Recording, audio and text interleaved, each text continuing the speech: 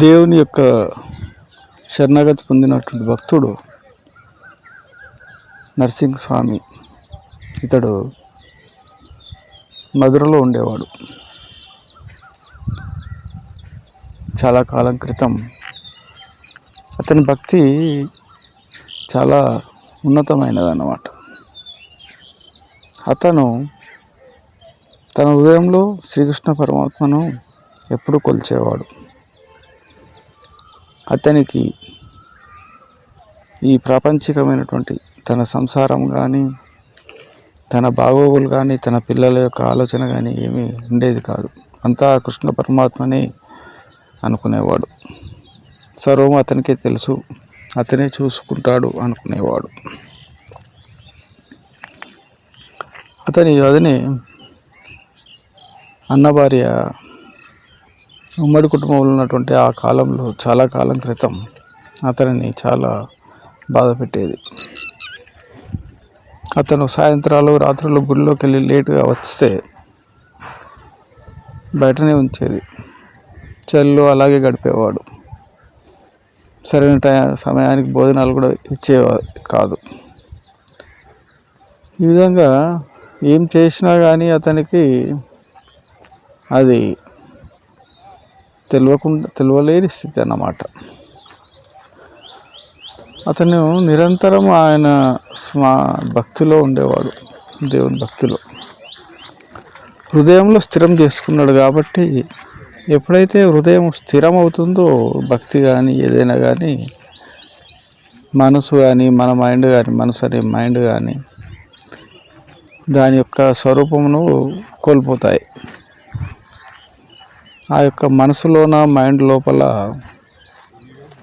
ఏదైనా విషయం పట్ల కోపము, ప్రేమ ఇవన్నీ గుణాలు ఉంటాయి కదా,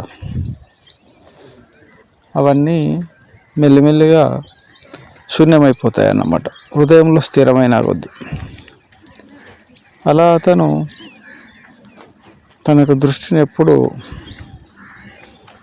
ఆలోచనల మీద కాకుండా ఆ పరమాత్మని ఒక చోట హృదయంలో స్థిరం చేసుకున్నాడు.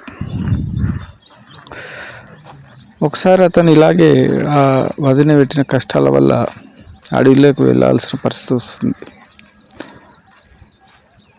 అక్కడ అతను దారి తప్పిపోతాడు. అతను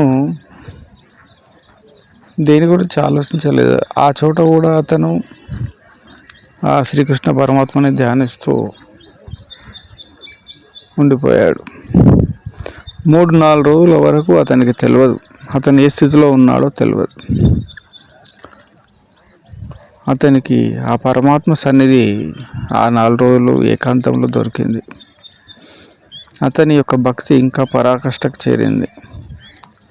పూర్తిగా అతని ఆత్మ పరమాత్మను చేరుకునే స్థితిలో లయమైపోయి అతను ఆ 4 రోజులు ఆ స్వామి దగ్గరే ఉన్నట్టుగా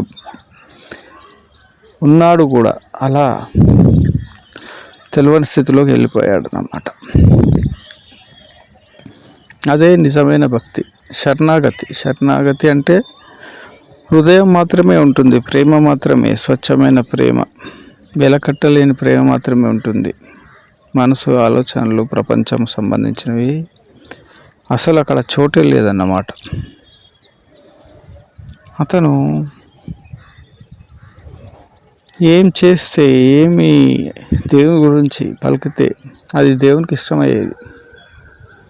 అతను ఎన్నో చమత్కారాలు, అంటే అనుకొని చూపించాలని కాదు, చూపించడం అంటే అది మనసు అయిపోతుంది. హృదయం నుంచి అతను ఆ యొక్క దేవుని యొక్క ఆజ్ఞ ప్రకారం నడుచుకుంటూ ప్రజలకు ఎన్నో దైవలీలలు చూపించాడు. హరి ఓం.